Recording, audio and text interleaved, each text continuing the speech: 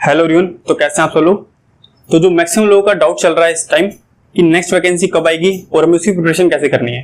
तो जो फर्स्ट आपका पॉइंट है कि नेक्स्ट वैकेंसी कब आएगी, इससे रिलेटेड आपको काफी सारी वीडियोस मिल चुकी होंगी यूट्यूब चैनल पे कि नेक्स्ट वैकेंसी कब आएगी, उसका एग्जाम कब तक होगा या डीओबी क्या होगी उसकी। तो वो चीजें हम जल्दी एक बार बात कर लेंगे उनकी 1 से 1.5 मिनट में।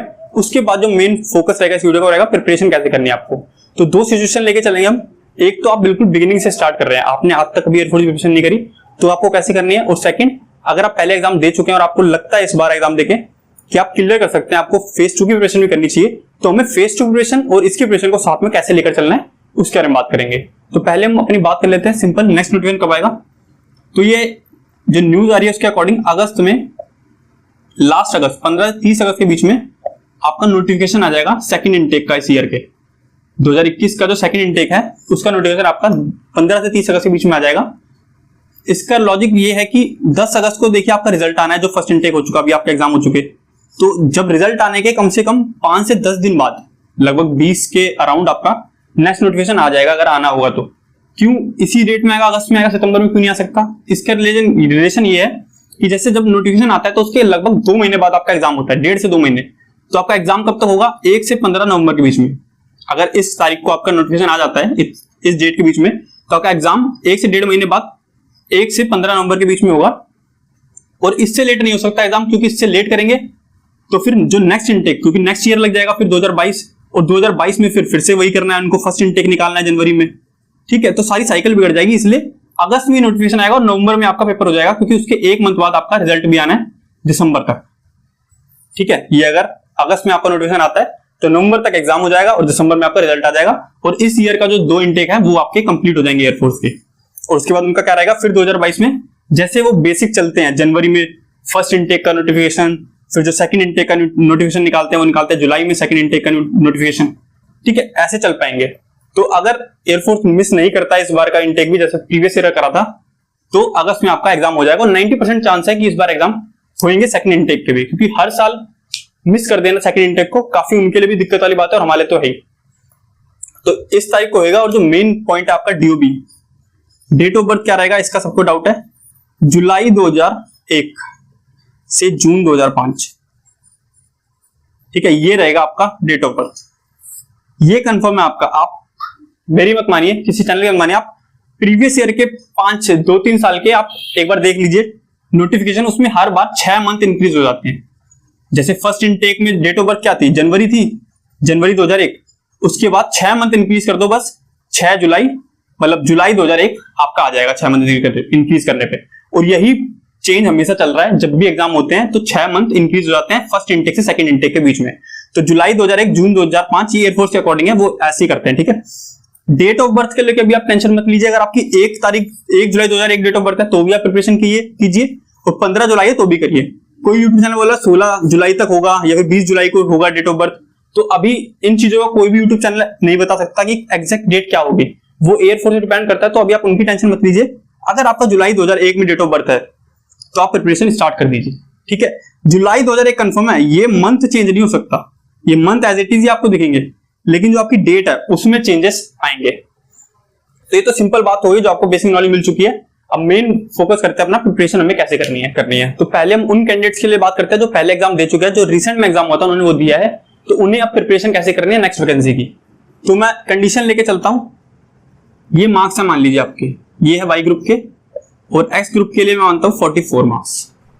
इतने मार्क्स हैं या फिर इससे ज्यादा है, मैं ये नहीं कह रहा हूं कि इससे कम मार्क्स में आपका फेज 2 नहीं होगा। कट ऑफ की वीडियो में बता चुका हूं कितनी कट ऑफ रहेगी, वो सब बता चुका हूं। लेकिन ये मार्क्स मैं क्या बता रहा हूं, ये मैं इतना सेफ स्कोर बता रहा हूं कि इसके बाद आप इनरोलमेंट लिस्ट तक पहुंच जाएंगे। अगर आपका इतना स्कोर है वाई में, एक्स में, तो आपको इनरोलमेंट तक की चिंता करने की कुछ जरूरत नहीं है कि कितने मार्क्स इंक्रीज होंगे फेज 1 के बाद। इन सब की चिंता करने की जरूरत नहीं है। और आपको क्या है, जीडी पर, फेज 2 पर जो आपका मेन है उस पर ज्यादा फोकस करना है, और प्रिपरेशन पे थोड़ा कम भी करेंगे नेक्स्ट वैकेंसी की तो चल जाएगा अभी के लिए। ठीक है, उन लोगों के लिए जिनके 36 या 36 प्लस है वाई में, 44 या 44 प्लस है एक्स ग्रुप में। ठीक है, तो ये है उनके लिए। और अगर जिनके मैं बता चुका हूं जो आपकी कट ऑफ जाएगी उसके अकॉर्डिंग, या फिर उन्होंने जहां पे भी कट ऑफ उनको लगती है कि हाँ उनकी कट ऑफ क्रॉस हो जाएगी, तो उन लोगों का क्या करना है, उन लोगों को जीडी की प्रिपरेशन करनी है, क्योंकि ये पत्थर की लकीर नहीं है कि भाई 3644 ही होगा, क्या पता कट ऑफ कम जाए और कम नंबर पे एनरोलमेंट लग जाए। तो ये कोई पत्थर की लकीर नहीं है, ये मैं अपने हिसाब से बता रहा हूँ कि जिनके इतने हैं उनको तो भाई बहुत ज्यादा फोकस करने की जरूरत है फेज 2 पे, और थोड़ा कम फोकस भी करेंगे प्रिपरेशन पे तो चल जाएगा। लेकिन जिनके इससे कम मार्क्स हैं, ठीक है, उनके लगता है उनको 34 तक आ जाएंगे, सॉरी हाँ 34 तक एक्स ग्रुप में लगता है, और वाई एक्स में लगता है उनके 40 तक स्कोर आ जाएगा उनका, तो बहुत बढ़िया स्कोर है, ये बेकार स्कोर नहीं है। इसमें भी आपके चांस है कि आप एनरोलमेंट जा सकते हैं, लेकिन 100% श्योरिटी नहीं है। और हमें श्योरिटी हमेशा लेके चलनी चाहिए लाइफ में कि हाँ एक जगह फेल भी हो गए तो ये नहीं है कि हम बिल्कुल ही फेल हो गए, कम से कम मैं दूसरी जगह तो जा सकता हूँ। मैं आपको पहले भी वीडियो में समझा चुका हूँ कि ये कैसी चीजें होती हैं, आपको ध्यान रखना चाहिए फ्यूचर को लेके। ये नहीं कि हम सिर्फ ऐसे ही खेले जा रहे हैं कि हमें लग रहा है हाँ हमारा हो जाएगा, हमारे मानने से नहीं होगा, हमें दूसरी चीजों पर ही फोकस करते हुए चलना है कि कम से कम ऐसा हो कि आप मेडिकल भी क्वालिफाई कर ले, एनरोलमेंट जाके आप आउट हो जाए, तो आपको उस टाइम पे ना सोचना पड़े अरे यार मैं शायद कर लेता ज्यादा प्रिपरेशन नेक्स्ट वैकेंसी की भी तो ज्यादा अच्छा रहता। तो आप उन लोगों को क्या करना है जिनके 35 तक है नंबर, 35-34 तक बन रहा है स्कोर, उनको जीडी की प्रिपरेशन तो करनी है। जिनको भी लगता है इसके बाद जो भी है स्कोर 35-34-35, जिनको भी लगता है कि मेरा फेज 1 क्वालिफाई हो जाएगा, चाहे वो एक्स ग्रुप के हो वाई ग्रुप के हो, उन लोगों को जीडी की प्रिपरेशन तो करनी है और साथ में प्रिपरेशन भी करनी है, अपनी जो नेक्स्ट वैकेंसी है उसके लिए प्रिपेयर करना है और अच्छे से प्रिपेयर करना है।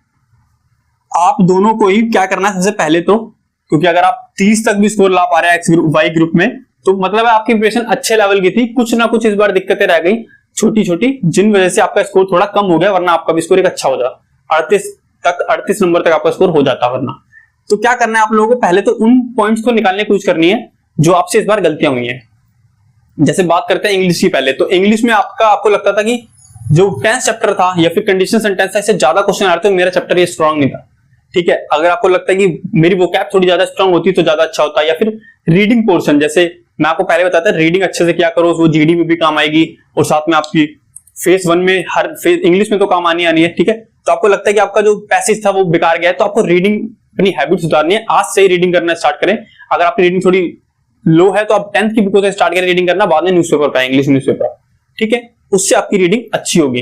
तो आपको रीडिंग पर काम करना है, तो वीक पॉइंट्स पहचानने अपने एक एक सब्जेक्ट को करके, और जो मेरी स्ट्रेटेजी वीडियोस है इंग्लिश की हो चाहे रागा की हो, उससे आपको पता चलेंगे मेन टॉपिक्स कौन से और किस पर ज्यादा फोकस करना है हमें, ठीक है। तो आपको इंग्लिश कैसे पहचाना, ऐसी मैथ में जैसे ट्रिग्नोमेट्री, बहुत सारे लोग होंगे जिन्होंने ट्रिग्नोमेट्री क्वेश्चन अटेम्प्ट नहीं करोगे, मेंसुरेशन क्वेश्चन अटेम्प्ट ही नहीं करोगे एग्जाम में, तो ये टॉपिक छोड़ने के लिए नहीं है। 50 नंबर का तो एग्जाम है, उसमें भी हम 2 टॉपिक ऐसे लेके जा रहे हैं छोड़ने हमें, तो अब तो टाइम है ना, अब इनको प्रिपेयर करो, अच्छे से प्रिपेयर करो कि यहां पर अगर आप लीड लोगे ना, ये भी क्वेश्चन अटेम्प्ट करके आओगे तो आप बाकी लोगों से अलग बनोगे। बाकी लोग तो नहीं कर रहे ना, जहां पे जो सब लोग कर रहे हैं वही आप करके आ रहे हो, तो आपकी प्रिपरेशन ऊपर कैसे हुई, आपका सिलेक्शन क्यों होगा। आपको ऐसा बनना है कि बाकी लोगों से मैं अलग हूं, क्योंकि जो लोगों ने तैयारी नहीं करी है वो भी मैं तैयारी करके जाऊं। तो आपको जो टॉपिक वीक थे अभी तक, आपको लगे ये टॉपिक मेरे वीक थे, तो पहले उन पर फोकस करना है, और उसके बाद आपको फोकस करना है अपने पूरे सिलेबस पर। पूरे सिलेबस को रिवाइज करा और उसके बाद हमने प्रैक्टिस सेट लगाया जब तक नोटिफिकेशन नहीं आ रहा, ऑनलाइन प्रैक्टिस सेट मत लगाइए जब तक नोटिफिकेशन नहीं आ रहा। आपको किस चीज से प्रैक्टिस सेट लगाने, एसके पब्लिकेशन के, एसके पब्लिकेशन के प्रैक्टिस सेट मैंने पर्सनली लगा के देखे हैं, बहुत अच्छे हैं। अरिहंत से तो अच्छा ही लेवल है इनका, ठीक है, थोड़ा अच्छे बैलेंस है, सब कुछ मिल जाएगा आपको। इतने परफेक्ट नहीं है जितने ऑनलाइन परफेक्ट होते हैं, टेक्स्ट बुक के काफी अच्छे प्रैक्टिस सेट है, लेकिन उसको में थोड़े लिमिटेड प्रैक्टिस सेट होते हैं, तो वो नोटिफिकेशन के बाद ही लगाएं आप। अभी एसके प्रैक्टिस सेट क्या है, अरिहंत का भी आपके पास है तो उसी को रखे रहने दे, और इन प्रैक्टिस सेट को 2 से 3 बार खत्म कर ले जब तक नोटिफिकेशन नहीं आ रहा। ये नहीं कि 50 प्रैक्टिस सेट थे मैंने पूरे कर दिए अब ये बुक बेकार हो गई, दोबारा करो, फिर से करो, प्रैक्टिस जितनी होगी उतना अच्छा है। तो इन्हें बार बार करते रहें और अपनी पूरी प्रिपरेशन को अच्छे से रिवाइज करना है और अच्छे से सब कुछ करना है। तो ये था उन लोगों के लिए जिनको लगता है इस बार एग्जाम क्वालिफाई हो जाएगा, और जो पहले प्रिपरेशन कर चुके हैं उनको रिवाइज अपना वीक पॉइंट सुधारते हुए पूरे सिलेबस को अच्छे से लेकर जाना है अलग लेवल पे, और कोई भी ऐसा टॉपिक नहीं होना चाहिए छूट रहा हो। चाहे आपका रीडिंग आपको लगती हो मेरा पैसेज बेकार जाता है, तो पैसेज को करो ना, रीडिंग करो अच्छे से, बिल्कुल अच्छा होगा। ज्यादा दिन लगेंगे, 10-15 दिन में आपको पता चल जाएगा रीडिंग से क्या फायदा हो रहा है। हर पार्ट में रीडिंग काम करती है, चाहे आप जीडी भी कर रहे हो तो जीडी में काम करेगी वो, तो फेज 2 की प्रिपरेशन तो करनी है, तो फेज 2 में जीडी में काम आएगी, वहां पे आपको टेम्पलेट पढ़ना है, उसके बाद आपको टॉपिक बोलना है तो उसमें काम आएगी, तो रीडिंग करनी है। तो हम बात करने वाले हैं कि जो हमारे नए कैंडिडेट्स हैं जिन्होंने आज तक एग्जाम नहीं दिया और वो बिल्कुल बेसिक से स्टार्ट करने वाले हैं, तो वो कैसे प्रिपरेशन करें। तो पहली जो चीज है वो दोनों कैंडिडेट्स के लिए एक ही है, चाहे आप नए हो या फिर आप पहले तैयारी करते आ रहे हो, कि आपको कभी भी प्रिपरेशन के बाद ऐसा करते हैं ना कई लोग, जैसे हमने इंग्लिश के सारे सिलेबस कंप्लीट कर लिए उसके बाद हम क्या करते हैं, हम कहते हैं हमने सारे चैप्टर तो पढ़ लिए, अब चैप्टर्स नहीं पढ़ेंगे, अब सिर्फ प्रैक्टिस करेंगे क्वेश्चंस की।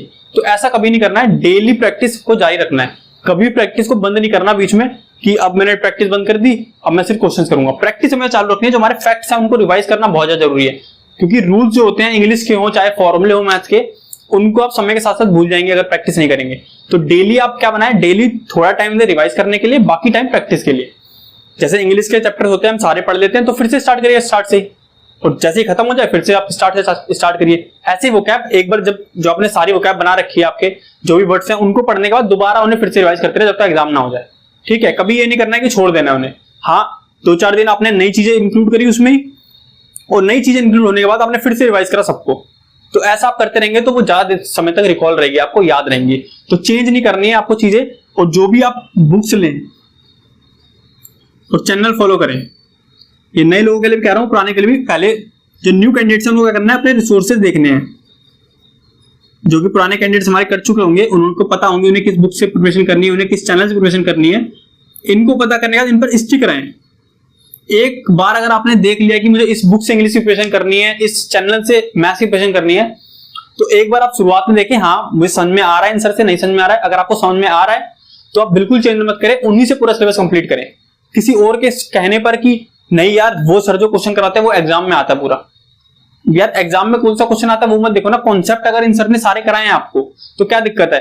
अगर कॉन्सेप्ट आपको सारे पता है तो कितने भी टाइप के क्वेश्चन बन जाए, आपको कोई प्रॉब्लम नहीं आने वाली। ऐसी अगर आपको इंग्लिश की बुक है और इंग्लिश की बुक में सारे कॉन्सेप्ट दे रखे हैं तो आपको दूसरी बुक चेंज करने की जरूरत नहीं है। आप एंड तक उसी बुक को फॉलो करें। किसी के कहने पर कि नहीं यार ये बुक अच्छी नहीं है, दूसरी बुक अच्छी है, यहां से डायरेक्ट क्वेश्चन फंसता है, डायरेक्ट क्वेश्चन फंसने की जरूरत ही नहीं है। जब कॉन्सेप्ट हमें पता है उस क्वेश्चन का, तो उस टाइप के जितने मर्जी क्वेश्चन बन जाए, हमें क्या दिक्कत है, कोई दिक्कत नहीं है। तो बुक्स और चैनल तो सब एक ही रहने दें, चेंज मत करें कभी। स्टार्ट में ध्यान दें कि हम सबसे बेस्ट चीजें फॉलो करें। चाहे तो आप मेरी वीडियो देख सकते हैं, मैंने खुद 2 बार क्वालिफाई करा है, तो क्या क्या मेरे सोर्सेज थे वो सब देख सकते हैं आप। तो आपको पता चल जाएगा कि कैसे प्रिपरेशन करनी है। चैनल पे वीडियोस है, तो नए कैंडिडेट्स को वहां से पता चल जाएगा कि क्या क्या सोर्सेज है, और उन सोर्सेज पे स्टिक रहे और आपको 100% रिजल्ट मिलेगा।